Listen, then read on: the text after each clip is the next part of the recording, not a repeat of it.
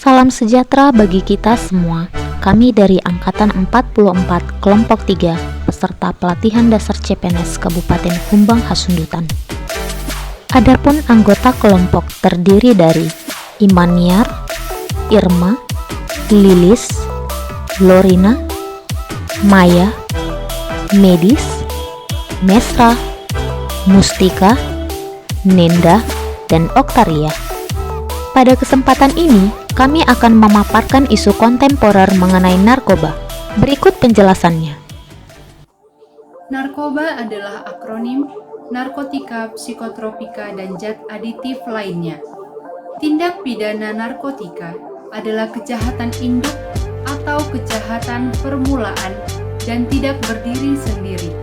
Artinya, kejahatan narkotika diikuti dengan kejahatan lainnya dan mempunyai kejahatan turunan, seperti terorisme, kejahatan pencucian uang, korupsi, kejahatan perbankan, permasalahan imigran gelap, penyelundupan manusia, dan separatisme untuk melemahkan suatu negara yang dikenal dengan Perang Candu.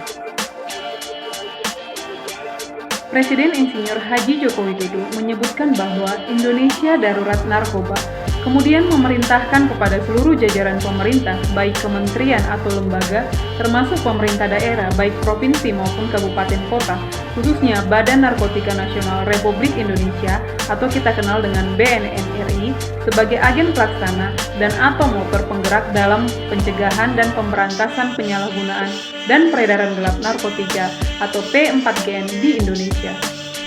Berikut kasus-kasus narkoba yang terjadi di Indonesia. Ditjenpas gagalkan 300 penyelundupan narkoba selama pandemi.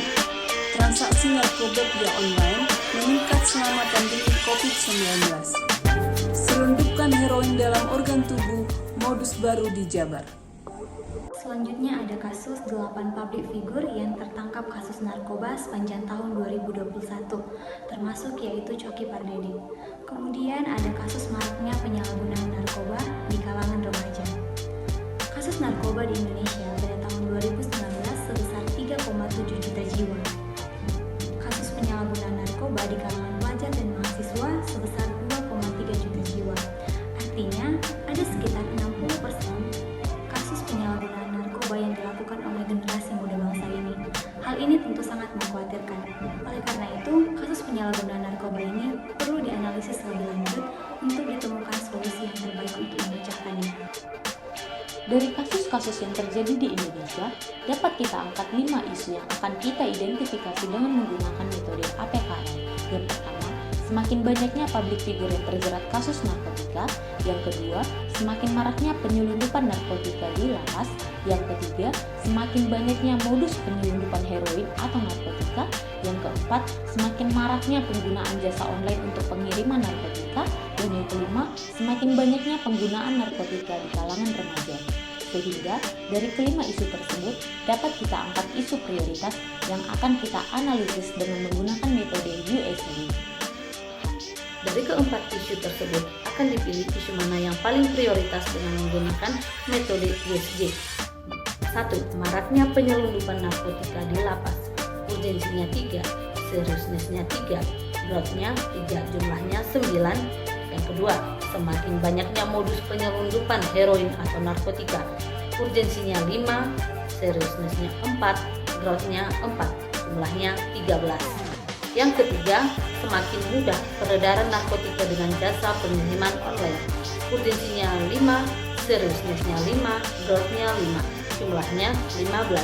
Yang keempat, meningkatnya penggunaan narkoba di kalangan remaja. Urgensinya 4, seriousness-nya 5, growth-nya 5, jumlahnya 14. Yang menjadi ranking 1 adalah semakin mudahnya peredaran narkotika dengan jasa pengiriman online. Jadi, isu yang kami angkat adalah semakin mudahnya peredaran narkotika dengan jasa pengiriman online. Diagram fishbone merupakan alat yang digunakan untuk menyelidiki beberapa kemungkinan penyebab timbulnya masalah. Diagram ini disebut juga sebagai diagram sebab akibat. Pada isu ini yang menjadi akibat adalah semakin mudahnya peredaran narkotika dengan jasa pengiriman online. Dari faktor men, sebabnya adalah rendahnya pengetahuan masyarakat tentang bahaya narkoba. Dari faktor metode, kurangnya pendidikan digital aparat penegak hukum. Dari faktor mesin atau teknologi, tidak adanya sensor pelacak di aplikasi pengiriman online. Dari faktor material, kurangnya regulasi yang jelas terkait jasa pengiriman online. Dan dari faktor milieu atau lingkungan, minimnya pengawasan jasa pengiriman online dari pemerintah. Strategi penyelesaian masalah. Yang pertama, melakukan tindakan preventif atau pencegahan bukan melakukan sosialisasi bahaya narkoba kepada masyarakat melalui media cetak dan elektronik. Kedua, melakukan penyuluhan kepada kelompok usia rentan tentang bahaya narkoba. Ketiga, melakukan pembinaan dan penyuluhan serta pengawasan dalam keluarga dengan melakukan penyuluhan oleh pihak yang kompeten baik di sekolah dan di masyarakat. Strategi penyelesaian masalah berikutnya adalah melengkapi sarana deteksi narkoba yang digunakan oleh aparat bea dan cukai di pintu masuk wilayah Indonesia berupa detektor canggih sehingga dapat menggagalkan masuknya narkoba ke Indonesia. Mesin detektor ini dibuat untuk mendeteksi secara visual semua barang bawaan. Sensor akan mendeteksi adanya barang masuk dan mengirim sinyal ke unit pengontrol sebagai bagian dari proses pemeriksaan. Selanjutnya, dilakukan revisi perundang-undangan yang mengatur pemberian sanksi kepada pengguna narkoba.